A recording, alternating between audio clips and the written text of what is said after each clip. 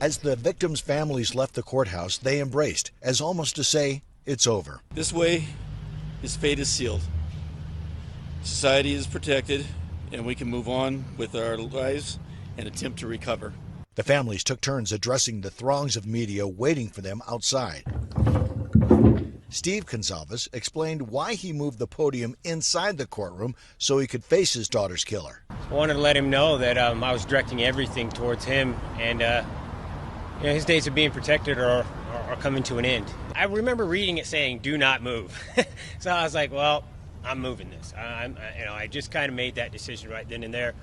So, I want to make it as difficult as possible. I knew my daughter was going to do a speech, and I'd heard it, and I was like, he's going to hate this. He's going to hate this next set of people that are going to come forward and really rip into him and really expose him for what kind of a piece of trash he was. In the courtroom, Kaylee's older sister, Olivia, followed with stinging words pointed at the convicted killer. I'm not here today to speak in grief. I'm here to speak in truth.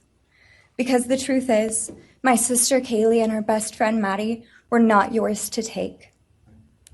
They were not yours to study, to stalk, or to silence. They were two pieces of a whole, the perfect yin and yang. They are everything that you could never be. Maddie Mogen's grandmother spoke of the time when Maddie was young and called her funny names. But it was the compassion she showed Kohberger that she admitted would probably surprise some people. This is probably going to bother everybody, but Bryan, I'm here today to tell you I have forgiven you, because I no longer could live with that hate in my heart. And for me to become a better person, I have forgiven you. And anytime you want to talk and tell me what happened, get my number. I'm here.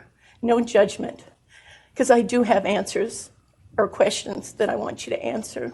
As Steve Gonzalez walked away, I asked him this. Was this the hardest thing you've ever had to do in your life today? The words that came out of your mouth, looking him, the cold killer in his eyes?